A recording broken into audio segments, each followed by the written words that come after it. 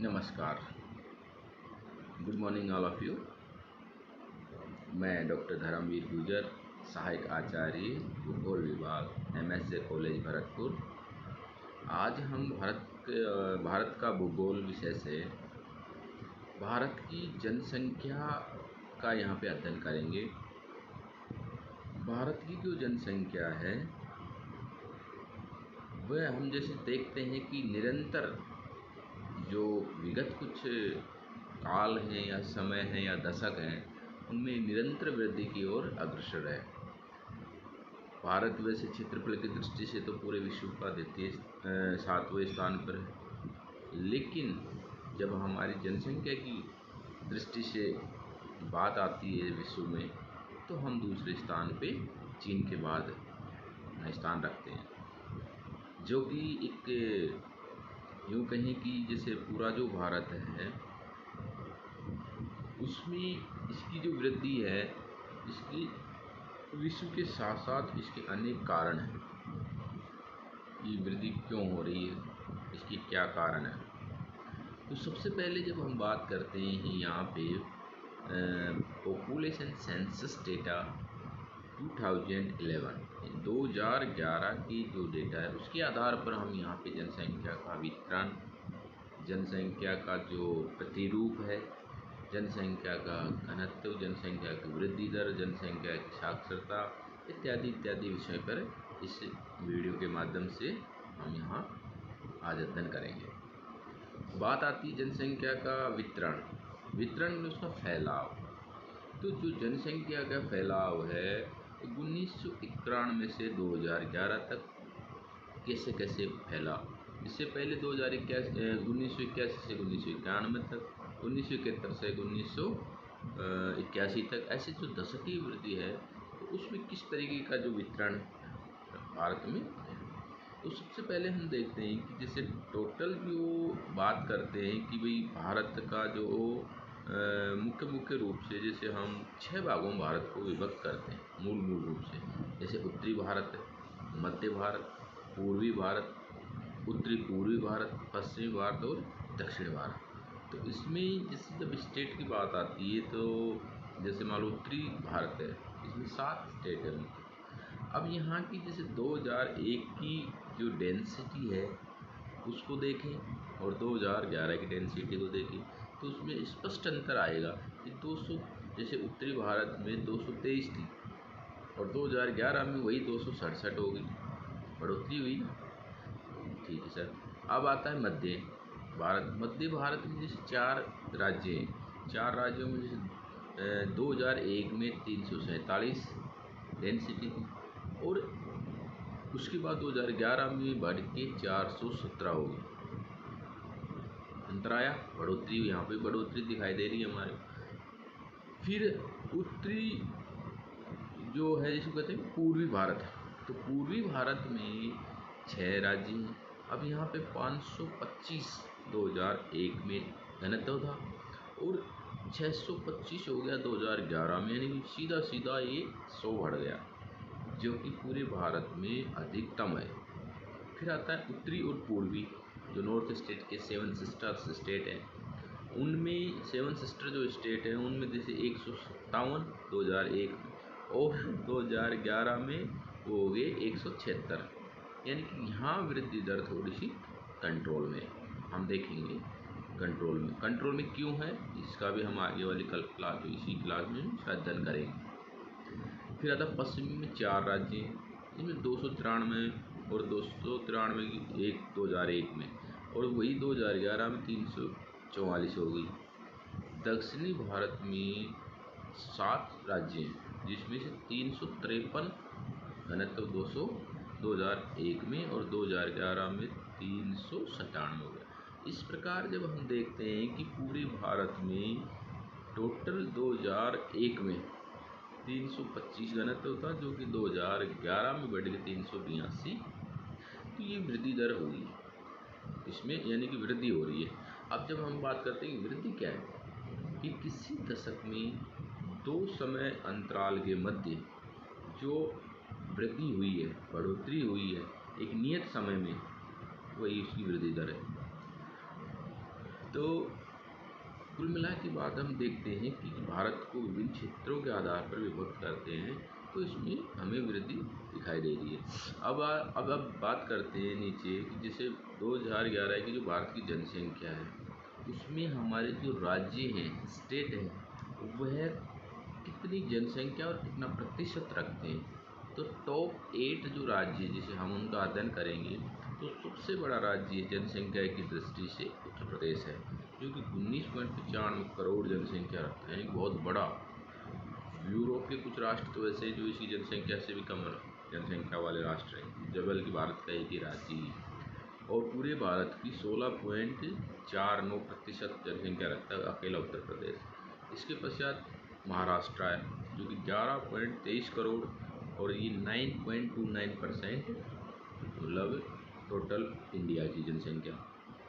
फिर बिहार में 10.38 करोड़ जनसंख्या है, और ये 8.58%। उसके बाद पश्चिम बंगाल यानी कि 9.13 करोड़ है, और ये 7.55%।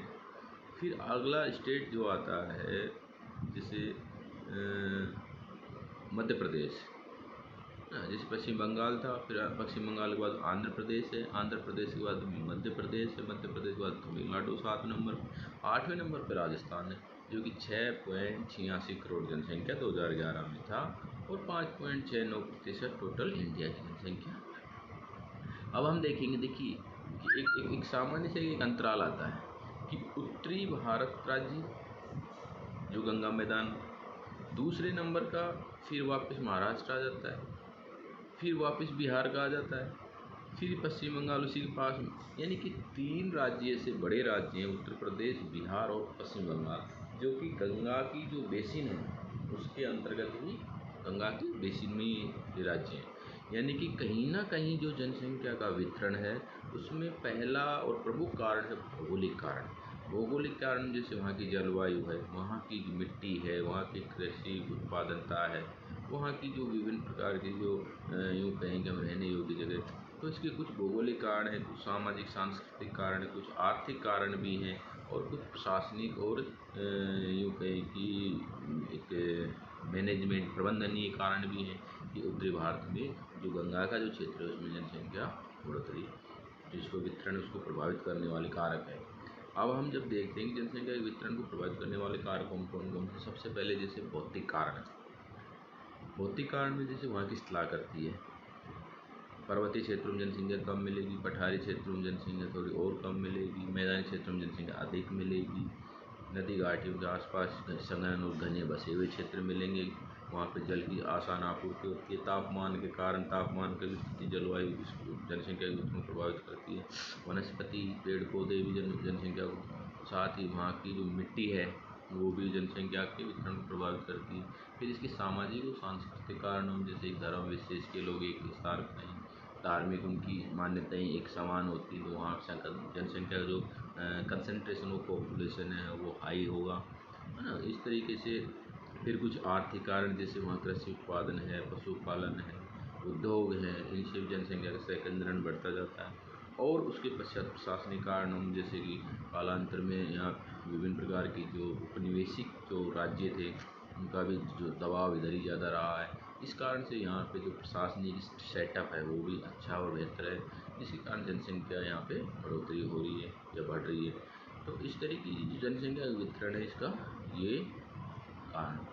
अब इसके बाद में इसकी जो पश्चात जैसे बात जब करते हैं हम, तो देखते हैं कि जैसे वृद्धि दर में जैसे देखते हैं कि जिस जनसंख्या का जो दशकीय वृद्धि दर है भारत का 2001 से 2011 तक 17.64 है, 17.64 इसका वृद्धि दर है। और वर्ष 2001 में 21.54 था, जो कि 2011 में 3.90 की बढ़ोतरी हुई है, गिरावट आई है। 3.90 की क्या, ये गिरावट जनसंख्या की जो वृद्धि दर, ये एक अच्छी बात है कि 2001 के से लेकर 2011 के मध्य जो जनसंख्या की जो वृद्धि दर है, जो जिसको ग्रोथ रेट है, वो है 21.54 से 17.64, यानी कि इसमें 3.90% की कमी आई। घर घर घटा, तो ये अच्छी बात है। इसके अनेक कारण हैं। शिक्षा का विकास हो रहा है, ग्लोबलाइजेशन है, वर्तमान में जनसंख्या नियंत्रण के कारक हैं, उनकी सावचेतना है, धीरे धीरे आदमी का जो एक जैसे वे ऑफ लाइफ है उसमें बदलाव आ रहा, तो ये चीज़ें इसमें। फिर कुल जनसंख्या जैसे 18.14 करोड़ 2001 से 2011 तक। अब जब जब जनसंख्या की बात करते हैं टोटल भारत की, तो 121.02 करोड़ जनसंख्या, जिसमें से जो पुरुष जनसंख्या है वो 62.37 करोड़ और महिला जनसंख्या 58.64 करोड़ है। और 2011 का जो जनसंख्या घनत्व है भारत का वो 382 है, और लिंग अनुपात है वो 940, 940, 943 भी कहीं कहीं अंकित, अंतिम डेटा जैसे दोनों 940 एस्टिमेटेड डेटा था और 943 है, ये एक इसका फाइनल डेटा है, प्रोविजनल डेटा नहीं है। फिर 0 से 6 आयु जो समूह है उसकी जो कुल जनसंख्या 15.87 करोड़ है, और इसका प्रतिशत है टोटल जनसंख्या का वो 13.12% है। अब इसमें पुरुष जो जनसंख्या है वो 8.29 और महिला जनसंख्या 7.58 करोड़, जिसमें से 13.30 करोड़ प्रतिशत, 13.30% तो पुरुष और महिला होगी इसमें 12.93%। इस प्रकार जो 0 से 6 आयु का जो लिंग है अनुपात है वह 910 प्रति वर्ग। और भारत की जो साक्षरता है उसका, जैसे संपूर्ण भारत की जो साक्षरता है वो जो प्रोविजनल जो लिटरेसी रेट थी वो 74.04 थी, लेकिन जो फाइनल डेटा पॉपुलेशन सेंसस 2011 में 73%, और पुरुष जनसंख्या वो 80%, साक्षरता वो 80% और महिला साक्षरता वो है 64.6%। इस प्रकार जो साक्षरता है उसमें भी एक अच्छी, यूँ कहें कि अच्छी जिसको स्तरीय वृद्धि दर हो रही है, वृद्धि दर इसमें हुई है। और इसके भी अनेक कारण है, साक्षरता की जो बढ़ने के कारण क्या क्या है, तो ये क्योंकि जैसे आज भारत विश्व गुरु की ओर अग्रसर हो रहा है, उसका पीछे भी कहीं ना कहीं साक्षरता एक बड़ा कारक है, जो कि 73% साक्षर जनसंख्या भारत में 2011 में हो चुकी है। और टोटल 2001 के अंदर टोटल जो ग्रामीण जनसंख्या है वह 68.84, यानी कि लगभग मोटे मोटे तौर पर 69% जनसंख्या रूरल पॉपुलेशन है, और अर्बन पॉपुलेशन है वह 31.16, यानी कि इसमें भी बढ़ोतरी हुई है। तो ये जो बढ़ोतरी है इसके भी अपने मायने हैं, इसके अपने कारक हैं, जैसे किस तरीके से बढ़ोतरी हुई है, पॉपुलेशन में जो ग्रोथ हुई है, तो ये सारे जनसंख्या में बढ़ोतरी, लोगों का एक शिक्षा के प्रति जागरूकता आई है, सुविधाओं के प्रति जागरूकता आई है। तो कुल मिला के भारत है जो जनसंख्या की दृष्टि से इसमें धीरे जो कहीं बढ़ोतरी हो रही, लेकिन इन सब के बीच में एक आशा की किरण और एक बहुत ही अच्छा कारक ये है कि भारत की जो वृद्धि दर है वो है गिरावट की ओर, वो गिर रही है, कम हो रही है। तो इससे जनसंख्या के जो नियंत्रण है उसमें संभावनाएं हमें प्रतीत होती है। धन्यवाद।